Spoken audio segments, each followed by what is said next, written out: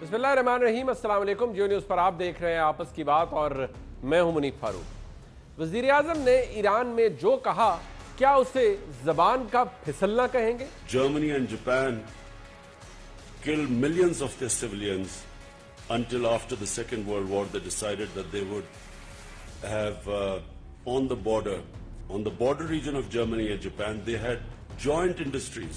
3 मरतबा उन्होंने ये बात दोहराई जिसमें तारीख, जोग्राफिया और मईशत से मुतल्लिक एक अनोखा ही सबक पेश किया। तारीख इस हद तक तो दुरुस्त है कि पहली जंग अजीम में जापान ने बरतानिया का साथ दिया और जर्मनी के खिलाफ जंग लड़ी, लेकिन दूसरी जंग अजीम में इन दोनों ममालिक ने अलायंस किया और जंग के बाद दो तरफा ताल्लुकात का महवर ना सिर्फ मुआशी बल्कि सकाफती और सियासी साइंसी सरगर्मियों को भी बनाया। मईशत का सबक भी जाहिर है इस हद तक तो दुरुस्त है कि मुआशी रवाबित ही मुल्कों और कौमों को करीब लाने में सबसे साजगार अवामिल है। लेकिन कल से सारी कौम परेशान है कि जर्मनी और जापान ने मुश्तरका सनती जोन अपने बॉर्डर्स पर कैसे कायम कर लिए। इस तस्वीर से वाज़ेह है कि जर्मनी और जापान एक दूसरे से 5500 मील दूर है। वज़ीर आज़म के मुआविन खुसूसी जनाब इफ्तिखार दुरानी ने अपने कायद का दिफा करते हुए फरमाया कि इमरान खान साहब ने कहाँ कहा कि जर्मनी और जापान हमसाया है। वज़ीर आज़म इमरान खान ने कहा था कि दोनों ममालिक के बॉर्डर्स पर सनती जोन बनाए गए। जनाब दुरानी साहब, माना कि आपकी पोजीशन काफ़ी ऑकवर्ड है, लेकिन joint industries on the border, इसका क्या मतलब है? नए पाकिस्तान में अगर इसका मतलब कुछ और है तो वो भी बता दीजिए। दूसरी बात यह कि जापान एक जजीरा नुमा मुल्क है जिसका मतलब यह है कि उसके चारों अतराफ समुंदर है और कोई जमीनी सरहद किसी मुल्क से नहीं मिलती। इसलिए बॉर्डर जोन में जॉइंट इंडस्ट्रीज का सवाल कहां से पैदा हो गया? और जर्मनी के बॉर्डर रीजन में भी जापान के साथ कोई जॉइंट इंडस्ट्रियल जोन नहीं है। और तीसरी बात यह कि अगर आपकी दलील दुरुस्त भी मान ली जाए तो आप ही के वजीर मोहतरमा शेरी मजारी साहिबा ने तो कोई और ही दलील पेश की थी। ये और बात है कि इससे पहले वो एक ट्वीट के जरिए लाइव ब्रॉडकास्ट होने वाली गुफ्तगू को डॉक्टर्ड वीडियो करार दे चुकी हैं और ये भी फरमा चुकी हैं कि वो वहां मौजूद थी। वज़ीर आज़म इमरान खान ने तो ऐसी कोई बात नहीं की। अगर ऐसी बातों का दिफा करना ही है तो कम अज कम पहले आपस में एक दलील तो बना लिया करें। इस मौके पर ऑपोजिशन के लिए तो कौमी असेंबली में एक फील्ड डे था। ये स्लिप ऑफ टंग ना सिर्फ ट्विटर पर टॉप ट्रेंड बन गया बल्कि दुनिया भर के मीडिया ने भी इसका मजाक उड़ाया। एनडीटीवी ने रिपोर्ट किया कि शुरा तजब्जुब का शिकार हो गए जब पाकिस्तान के वज़ीर आज़म इमरान खान ने जर्मनी और जापान के बॉर्डर्स की बात की। गल्फ न्यूज ने खबर लगाई, Imran Khan on the border region of Germany and Japan. वज़ीर आज़म का ईरान के सरकारी दौरे के मौका पर ऑनलाइन मजाक बन गया। द इंडियन एक्सप्रेस ने खबर लगाई कि पाकिस्तानी वज़ीर आज़म इमरान खान ने कहा कि जर्मनी और जापान बॉर्डर शेयर करते हैं और इनकी खूब ट्रोलिंग हुई। आरटी रशियन खबर रसानी एजेंसी ने कहा कि जापान नहीं, फ्रांस। पाकिस्तानी वज़ीर आज़म ने जोग्राफिया की गलती करके ट्विटर पर अपना मजाक बनवा लिया। लेकिन यह कोई पहला मौका नहीं है। जनाब इमरान खान की ये स्लिप ऑफ टंग काफी अरसे से तवातर के साथ जारी है। 23 नवंबर को एक तकरीब से खिताब करते हुए जनाब वज़ीर आज़म ने फरमाया कि एक नई Chinese train speed of light से भी ज्यादा तेज होगी। कराची से लाहौर पहुंचना चाइनीज की जो अब ट्रेन चल रही है वो 4 घंटे में पहुंचा देती है और वो जो अगली ट्रेन बना रहे हैं वो शायद 2 घंटे में पहुंचा दें। वो स्पीड की लाइट से भी ज्यादा तेज अगली ट्रेन डेवलप हो रही हैं। 12 रबीउल अव्वल के मौका पर तकरीर करते हुए जनाब वज़ीर आज़म ने फरमाया कि हज़रत ईसा अलैहिस्सलाम का तो तारीख में जिक्र ही नहीं। 28 दिसंबर को एक तकरीब से खिताब करते हुए अफ्रीका को एक मुल्क का दर्जा दे दिया। अफ्रीकाई के मर्जिंग मुल्क है, अफ्रीकाई के मर्जिंग मुल्क है। वज़ीर आज़म तो एक तरफ तहरीक इंसाफ के वुज़रा भी अपने कायद की पैरवी में पीछे नहीं हटते। शहरियार आफरीदी साहब के मुताबिक इमरान खान साहब ने चंद हफ्ते कबल साबिक ईरानी सदर हाशमी रफसंजानी से फ़ोन पर बात की, लेकिन हाशमी रफसंजानी का 2 साल कबल इंतकाल हो चुका है। कुछ अरसा पहले प्राइम मिनिस्टर साहब की रफसंजानी साहब से डिटेल में बात हुई है। हुकूमत की एक और वजीर जनाब अली नवाज गंडापुर ने एक इंटरव्यू के दौरान ये इंकशाफ किया कि कुलभूषण यादव तो पाकिस्तान में है ही नहीं। हैरत की बात यह है कि तहरीक इंसाफ के रहनुमा इन बातों का भी दिफा करते हैं और फिर पूछते हैं कि हम पर इतनी तनकीद क्यों होती है। यही सवाल जानेंगे। हुकूमत की तरफ से हमारे साथ मौजूद हैं जनाब नदीम अफजल चंद साहब, मुआविन खुसूसी हैं वज़ीर आज़म के on parliamentary coordination, Talal Chaudhry साहब मरकज़ी रहनुमा पाकिस्तान मुस्लिम लीग नून, शैला राजा साहिबा प्रोविंशियल मिनिस्टर हैं पाकिस्तान पीपल्स पार्टी से, मुझे ज्वाइन करिए कराची से। आपका भी बहुत शुक्रिया। नदीम भाई, ये बात आपसे ही शुरू करते हैं। अब देखिए, गलती हो जाना ये तो चले बात है, लेकिन तवातुर से बहुत सारी चीज़ें होती हैं, फिर डिफेंड भी किया जाता है। वज़ीर आज़म ने एक दफ़ा यू टर्न की बात की कि लीडर वही होता है यू टर्न, तो फिर बहुत से वज़रा ने अपने ट्विटर के ऊपर भी यू टर्न के निशान बना के बताया कि वाकई ब्रिलियंट जो शख्स होता है वो ऐसे यू टर्न लेता है। ऐसी बातें हो ही ना और तनकीद हो ही ना, मतलब ये करने की ज़रूरत क्यों पेश आ जाती है? फ़ाइन हो गया, अब आज उसको बाकायदा उसके दिफा के अंदर आ गए और बहुत से लोगों ने बात की। अगर पाकिस्तान का मीडिया क्या कोई एक शख्स इसके ऊपर तनकीद करे तब तो बनता है, इंटरनेशनल मीडिया भी कर रहा है, पार्लियामेंट के अंदर पॉलिटिकल पार्टीज हैं वो भी उठा रही हैं, तो कोई गलती तो होगी। नदीम भाई, इसका मतलब है आज मुनीब भाई का प्रोग्राम जो है ये स्लिप ऑफ टंग का जिसका उन्वान रखे मेरा सर तुसी ना करो, तुसी ना कर दे, तुसी ना कर दे प्रोग्राम देते। नहीं कोई हरज नहीं है। आपने जो स्लिप ऑफ टंग होती है आप इसको किसी पैराए में भी ले सकते हैं। आप इसको अगर आप इसका मजाक उड़ाना चाहें या इसकी तस्हीह करना चाहें या इसका जिसका, ये तो आपका हक है, आप साफ़ी हैं, ये आप पे डिपेंड करता है कि आप किस प्रोग्राम को किस सिमत ले जाना चाहते हैं। मुझे कोई इतराज़ नहीं है जिस सिमत भी आप लेके जाना चाहें, लेकिन है स्लिप ऑफ टंग, क्योंकि करतारपुरा में जो प्राइम मिनिस्टर ने प्रोग्राम किया था वहाँ वो स्पीच उठाकर देख लें, उन्होंने जर्मनी और फ्रांस का बड़ी लंबी एक उसके ऊपर पूरे पैराए में तकरीर की थी।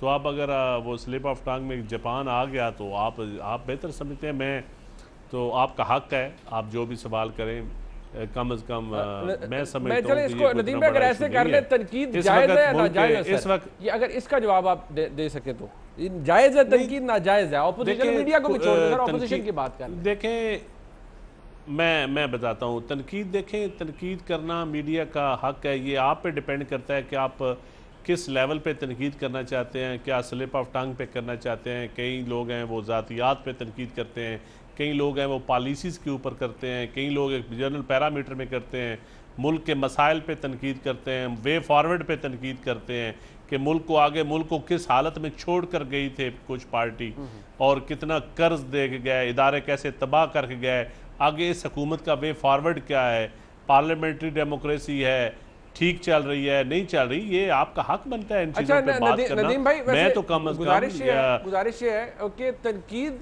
जो आप फरमा रहे हैं, तनकीद इस बात पर नहीं, देखिए स्लिप ऑफ टंग तो किसी से हो सकती है, मुझसे हो सकती है, हम इस प्रोग्राम के अंदर 4 लोग हैं, किसी से भी हो सकती है। नहीं, मुझे आपकी तनकीद पे कोई एतराज नहीं है, मैं तो तनकीद पे आर्गुमेंट नहीं करना चाहता। जो दिफा आ जाता है आज जिस तरह से बढ़ चढ़ कर, मैं तो आपकी पार्टी के लोग अपने कायद का दिफा करें, तनकीद उस पर होती है। कोई मान लेना, एक्सेप्ट हो गया, गलती ठीक है, फाइन, कौन सी बड़ी बात है? दिफा मैं भी करूंगा, लेकिन स्लिप ऑफ टंग के ऊपर क्या दिफा होता है? ये तो किसी से भी गलती हो सकती है। ब्रिलियंट, ये कितना अच्छा जवाब है आपका, कितना अच्छा जवाब है आपका। हम कोई ये अच्छा जवाब है ना कि इसमें क्या दफा यार हो गई, ह्यूमन बीइंग तो खुशी ये ठीक हो गया, इस पे तो कोई नहीं, लेकिन तो इसमें तो कोई हरज बिल्कुल ठीक है। और बड़ी अच्छी बात आपने बड़ी मैच्योर बात की है कि स्लिप ऑफ टंग मैं बड़े लीडरान्स के बड़े देखें मुनीब भाई, बड़े लीडरान की स्लिप ऑफ टंग हमने देखी, बिल्कुल ठीक है। मैं समझता हूँ कि ये एक ट्रेंड चल पड़ा है पाकिस्तान में, ज़बान के ऊपर बात करने का, तनकीद करने का, या ज़ातियात के ऊपर बात करने का, फैमिलीज़ के ऊपर बात करने का, लेडीज़ के ऊपर बात करने का। ये एक ज़माना होता था जब एक 1988 वाली सियासत होती थी, ये एक ज़ियाउल हक माइंड सेट ने ये सियासत शुरू की थी, ठीक हो गया, शहीद मोहतरमा बेनज़ीर भुट्टो के खिलाफ, बिल्कुल ठीक। और उस माइंड सेट से हम निकलना चाहते हैं, पाकिस्तान की सियासत को उस माइंड सेट से प्लीज निकलने दें, निकलने में मदद करें। इसीलिए ये आप जैसे इंटेलेक्चुअल्स का हक बनता है। सर इसीलिए मैं गुजारिश ये करूंगा कि ये जो अल्फाज का चुनाव, चाहे को अपोजिशन में हो या हुकूमत, निहायत मोहतात तरीके से होना चाहिए, क्योंकि चाहे जनाब इमरान खान हो, जरदारी साहब हो, नवाज शरीफ साहब हो, कोई भी लफ्ज आप अपने फॉलोअर्स के सामने कहेंगे, अब वजीर आजम है, उनकी बात को पूरी दुनिया ने हाईलाइट किया, हेडलाइंस बनी, एडवर्सरीज ने भी बनाई, इवन दोस्त ममालिक के अंदर भी बनी, लोगों ने इसके ऊपर सवाल किया। जब ऐसी कोई बात की जाएगी तो ज्यादा इंडिया के अंदर ज्यादा बनी, इंडिया के मीडिया ने ज्यादा उठाया। अगर आप इंडिया के मीडिया की इंडिया के मीडिया को साइड पे भी कर दूं, रशिया आपका इतना एडवर्स नहीं है, इतना बड़ा कोई आपका प्रॉब्लम नहीं है, गल्फ के साथ आपका कोई प्रॉब्लम नहीं है। वज़ीर आज़म ने जब वो स्पीड ऑफ लाइट की बात की थी तो उस वक्त भी हुआ था। मेरा मकसद यह है कि जब वज़ीर आज़म के मनसब पे वो माशाल्लाह विराजमान है तो अल्फाज के चुनाव में बड़ी एहतियात बरतनी चाहिए। बट जो बात आपने की है, तलाल साहब जरा फरमाइएगा, ये माइंड सेट की बात की नदीम अफजल चंद साहब ने कि ये उस वक्त की सियासत है और उस वक्त से शुरू हो गई है और अल्फाज पर बात होती है, ज़बान पर बात होती है, ज़ातियात पर बात होती है, नहीं होनी चाहिए, गलती हो गई बस छोड़ दें। आप लोग इतना डंडोरा पीटने की क्या जरूरत है पार्लियामेंट के अंदर आने की? देखिए जी, जापान परेशान है, जर्मनी हैरान है, ये तब्दीली है जो मिड इन पाकिस्तान है। हम तो पहले ही बड़े परेशान थे, ये पूरे पाकिस्तानी, इस तब्दीली से जो हमारे साथ हुआ। दुनिया भी अब हमारा ठट्ठा उड़ा रही है, मजाक उड़ा रही है।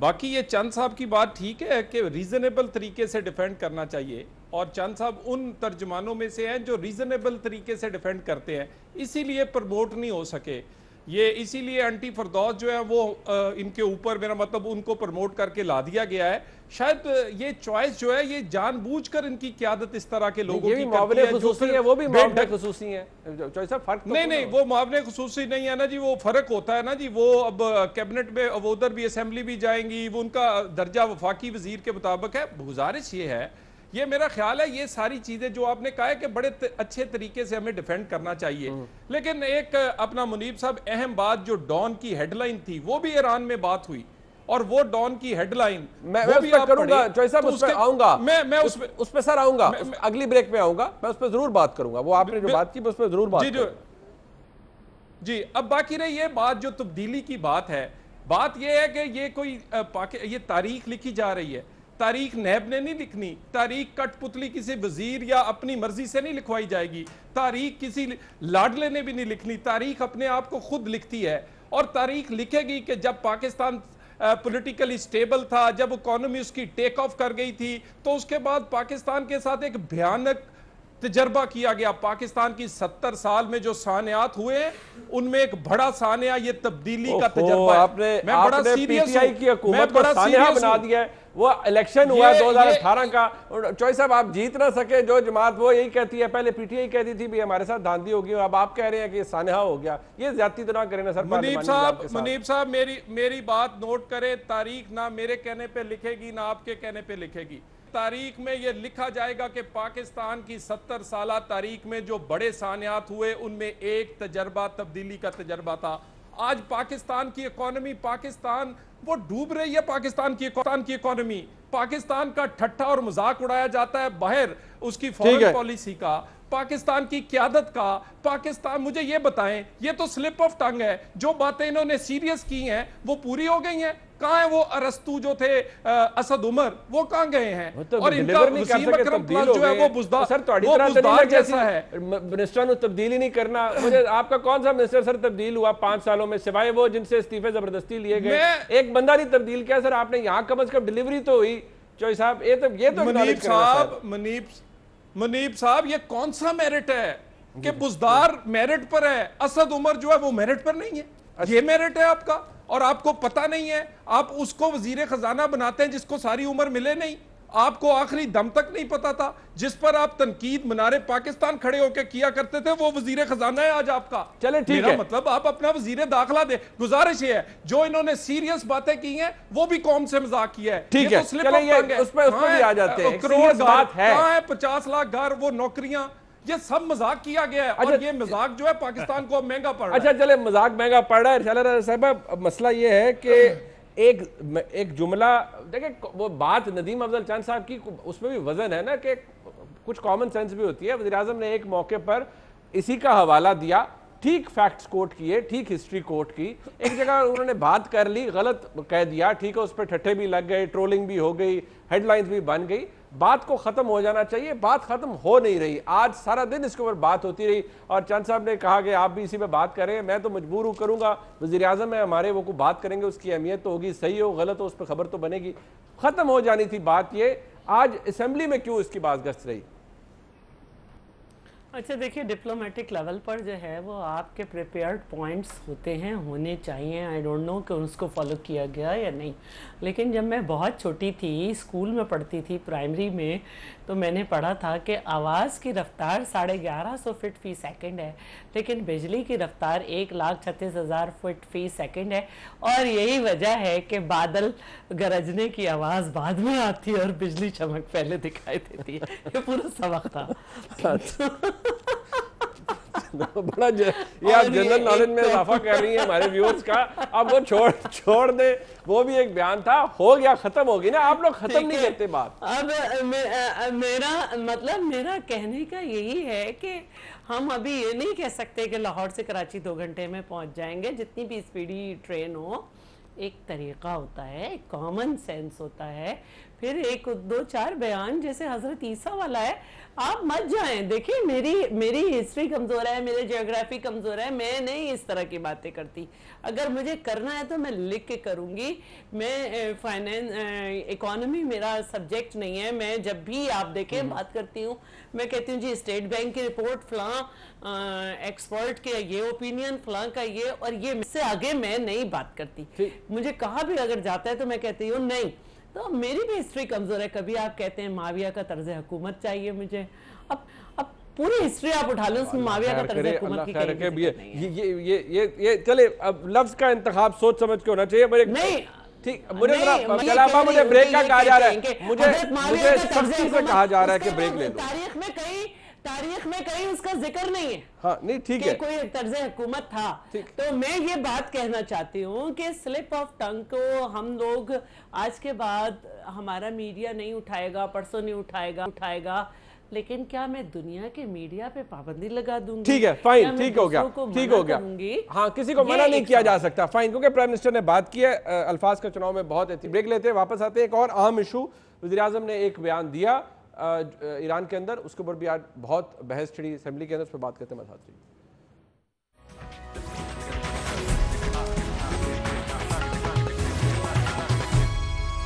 वज़ीर आज़म ने गुज़िश्ता रोज़ जब वो बात कर रहे थे ईरान में ईरानी सदर के साथ, जो बातें उन्होंने कही, मैं चाहता हूँ बहुत मुख्तसर सा क्लिप है, हम वज़ीर आज़म की बात सुनवा देते हैं। ये वो बयान है, मुकम्मल बयान जो वज़ीर आज़म ने दिया। अब इसके ऊपर तनकीद की, अपोजिशन ने भी, मीडिया में भी सवाल उठे। शेरी मज़ारी साहिबा ने आज इसकी वजाहत पेश की नेशनल असेंबली में, वो भी सुन लीजिए। डॉक्टर साहिबा, पूरा सेंटेंस शायद आपको सुनना चाहिए था, क्योंकि वज़ीर आज़म ने ये नहीं कहा कि उर्मारा के अंदर, गो के आपके फॉरेन ऑफिस ने कहा, लेकिन वज़ीर आज़म ने वहाँ पर यह बात नहीं की कि उर्मारा में जो अटैक हुआ उसमें जो दहशतगर्द इन्वॉल्व थे उनके ट्रेनिंग कैंप्स ईरान के अंदर हैं। वज़ीर आज़म ने यह नहीं कहा कि अगर हमारी ज़मीन दहशतगर्दी के लिए इस्तेमाल नहीं होगी ईरान के अंदर, तो ईरान भी इस बात को इंश्योर करे कि उनकी ज़मीन हमारे खिलाफ दहशतगर्दी के लिए इस्तेमाल नहीं होगी। इसके ऊपर तनकीद बहुत हुई, सवाल बहुत उठे। चंद साहब, यहाँ पर डॉक्टर साहबा ने वजाहत करने की कोशिश की। आई एम श्योर वज़ीर आज़म ने जो कहा होगा, फिरदौस आशिक अवान साहिबा कह रही हैं तमाम स्टेक होल्डर से ब्रीफिंग लेके गए वज़ीर आज़म, और ब्रीफिंग लेकर ही वो नबी तुली बात कर रहे थे, लेकिन उसका इम्पैक्ट बड़ा मुख्तलिफ आया और सवाल उठे। क्या वज़ीर आज़म को मज़ीद एहतियात करनी चाहिए थी, या आप मुतमईन हैं उनके इस बयान से? देखिए, मैं बिल्कुल मुतमईन हूँ उनके बयान से, प्राइम मिनिस्टर के बयान से। और ये मैं समझता हूँ इस वक्त दो ममालिक, क्योंकि दोनों ममालिक का हिस्टोरिकली बहुत अच्छे तल्लुकात हैं लोगों के दरमियान। ईरान के लोग पाकिस्तान के लोगों से मोहब्बत करते हैं, पाकिस्तान के लोग ईरान से मोहब्बत, और बरादर इस्लामी मुल्क है और हमारा पड़ोसी है। हमारे अंदर जो गलतफहमियाँ थी, जो पिछले दौर में नाकाम खारजा पॉलिसी जो छोड़ के गए थे। चंद साहब, पॉइंट यही है, आप क्यों इतराज़ कर रहे हैं इतना? वो कहते हैं मुतमईन है, कॉन्टेक्स्ट में बात की, वज़ीर आज़म ब्रीफिंग लेकर गए थे तमाम स्टेक होल्डर्स की, ऐसे तो नहीं ना कि उन्होंने ऑफ द कफ को बात कर दी हो। क्या एतराज़ है आपको? आज बड़ा शोर मचा इसके ऊपर पूरी पार्लियामेंट के अंदर।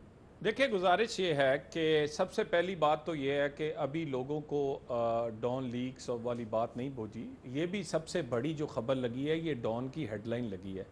और वो जो डॉन लीक्स थी वो एक ज़राए से मिलने वाली खबर थी जिसके ज़राए की तस्दीक GIT भी नहीं कर सकी थी और उसके बावजूद कि उस खबर की तस्दीक नहीं हुई थी, लेकिन हमने मुंतखब वज़ीर आज़म, और वो भी मुंतखब वज़ीर आज़म जो तीसरी दफ़ा बना था, हमने गद्दारियों के फतवे दे दिए थे। तो आज तो अल्लाह का शुक्र है जो अपोजिशन है उसने बड़ा मेच्योर बिहेव किया, किसी ने गद्दारी का सर्टिफिकेट कम अज़ कम नहीं दिया। ये जरूर कहा ये नादानी है या नाअहली है। नादानी और नाअहली तो इनके माथे पर लिखी हुई है, वो तो इनको कहने से इन्हें कुछ फर्क ही नहीं पड़ता, क्योंकि उस पर तो ये हंस देते हैं। ये तो मजाक समझते हैं, इस हुकूमत को मजाक समझते हैं, कौमी मुफाद को मजाक समझते हैं कि जो कहा हुआ है वो पूरा करना या नहीं करना। हमने, मगर बात ये है कि ये इमरान खान को चाहिए कि वो फ्लोर ऑफ द हाउस इस बात को दोबारा या तस्दीक करें और ये पता चले कि यही अब वर्जन है पूरे पाकिस्तान का और हमारी फॉरेन पॉलिसी जो है वो यकसर उसने कोई नया रुख इख्तियार किया है। नहीं तो वो इस बात को बताएं कि कहना वो कुछ चाहते थे, उनसे कहा कुछ क्या है, मगर इस बात की एक्सप्लेनेशन जो है वो कौमी असेंबली में जरूर होनी चाहिए। और ये गद्दारी के सर्टिफिकेट देने वाले आज कम अज कम बहुत सारे लोग खामोश हैं। आज कोई मुहिब्बे वतन नहीं उठा, आज कोई सिक्योरिटी रिस्क कहने वाला नहीं उठा, आज सिक्योरिटी ब्रीच कहने वाले कोई नहीं। मेरा मतलब जहां नारे लगे ये कहा ही नहीं ना कि किसी को गद्दार कहना है, उन्होंने कहा वजाहत करें। मैं इसी पॉइंट को लेकर जरा आगे चलता हूं, मैं दोबारा आपके पास आऊंगा। शैला साहिबा, वज़ीर आज़म की जारी बात है, अब फिरदौस आशिक अवान साहिबा इत्तलात को देख रही है, उन्होंने कहा वज़ीर आज़म स्टेक होल्डर से ब्रीफिंग लेके गए थे, इसमें चंद साहब की बात आ गई, उन्होंने कहा कोई गलत बात नहीं, मुतमईन है, माजी की जो गलतियां थी उन्हें सुधारने भी गए थे। आज इस बात पर इतना शोर क्यों? वजाहत वाली बात तो ठीक है, समझ आती है, पार्लियामान है, पार्लियामान से ही इज्जत है वज़ीर आज़म की, वो आए वजाहत कर दे, इसके अलावा तो कुछ नहीं होना चाहिए। वज़ीर आज़म ने जो कहा बकौल उनके, उन्होंने ठीक कहा। देखिए, जहाँ तक अली जैदी साहब का स्टेटमेंट है उसकी रोशनी में, चाहे हमारे भाई नदीम अफजल चंद साहब हों, समसाम साहब हों या फिरदौस आशिक अवान साहिबा हों, एक तो इनकी जिम्मेदारी ये है कि इनको जरदारी साहब की करप्शन पे बात करनी है, वरना इनकी छुट्टी कर दी जाएगी। अली जैदी साहब ने बाहोशो हवास स्टेटमेंट दिया है, स्लिप ऑफ टंग भी नहीं है और मौला रज़ा के रोज़े से आ रहे हैं, इससे हट भी नहीं सकते। और दूसरे ये इन पे दूसरी बड़ी जिम्मेदारी है कि हर बात को आपने इस तरह से डिफेंड करना है। तो अब एक आदमी का एक्सेंट भी इंग्लिश बोलने का पाकिस्तानी है, कोई ब्रिटिश या वैसा नहीं है। पहले ही लोग ट्रम्प से मिला के चीज़ें सोशल मीडिया पे वायरल करते रहते हैं, उनके स्टाइल को, उनकी बातचीत को, उनके दावों को। अब यहाँ पे बड़ा स्टेट अवे जो है वो आया है, सब कुछ बिल्कुल सामने है कि उन्होंने क्या कहा क्या नहीं कहा। लेकिन इनके जाने से पहले वज़ीर ख़ारजा ने क्या कहा और वो भी मैचिंग नहीं है। और अगर हमारे क़यादत की तरफ से ये बात आए कि मुल्क में दहशत गर्दों से मिनिस्टर्स के राब्ते हैं या दहशत गर्द मौजूद हैं या नेशनल एक्शन प्लान पे अमल होना चाहिए, तो वो गद्दारी है, मोदी की ज़बान है। तो मैं यहाँ पर ये चाहती हूँ कि वज़ीर आज़म साहब को बहुत सख्त कोचिंग की जरूरत है। और कोचिंग की जरूरत है, कोचिंग की जरूरत है। ये जो आपने कहा कोचिंग की जरूरत है। प्रोग्राम में एक ब्रेक शामिल करते हैं, हमारे साथ रहिएगा।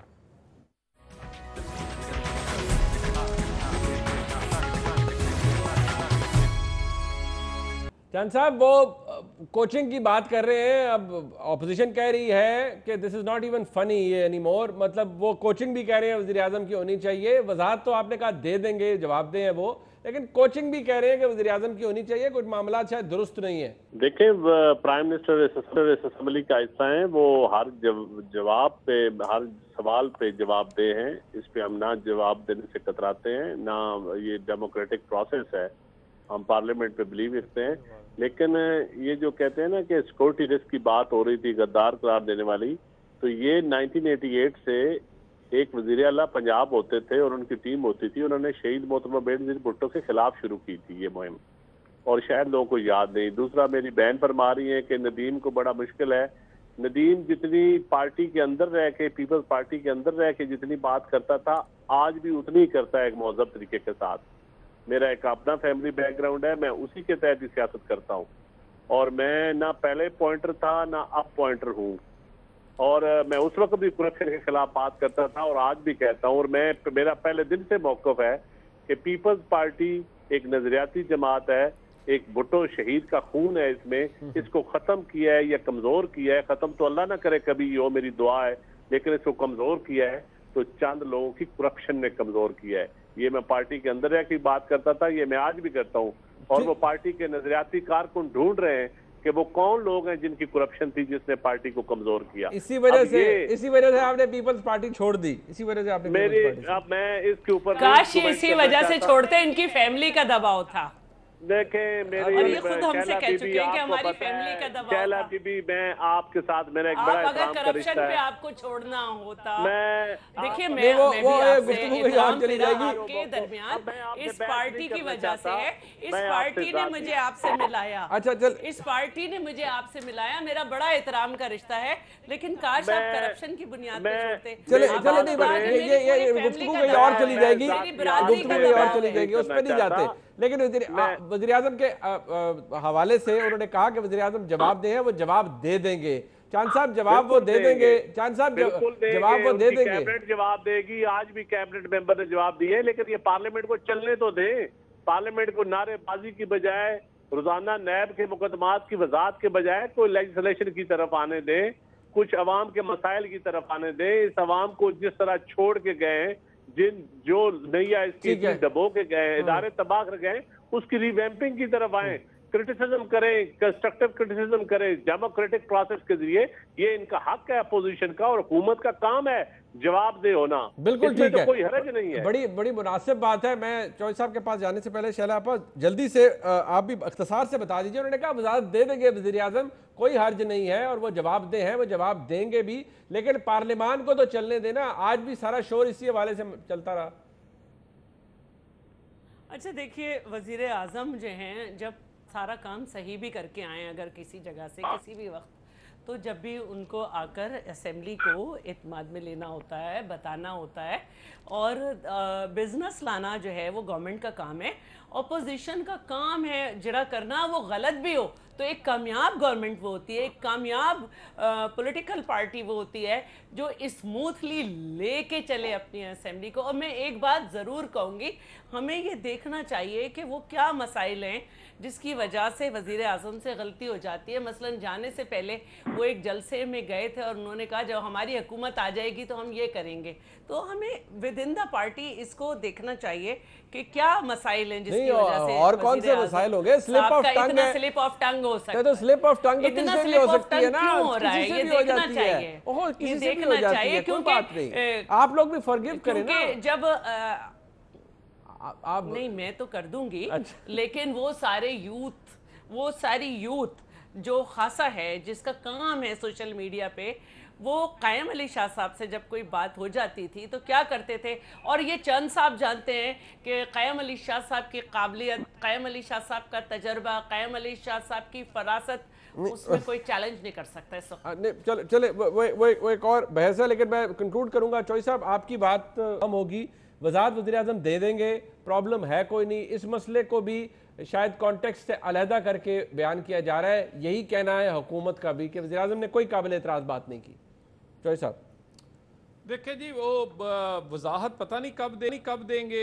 वो जब से बने हैं, वो उस वक्त नॉर्वे के वजीर आजम का साइकिल भी नहीं मिल रहा जिसपे उन्होंने आना था, वो यूके की पार्लियामेंट भी नहीं मिल रही जिसमें हर हफ्ते में एक वजीर आजम ने 1 घंटा जवाब दिया करना था। हमें तो वो याद ही नहीं है, पता नहीं कब वजाहत देंगे और किस किस बात की वजाहत वैसे बेचारे देंगे।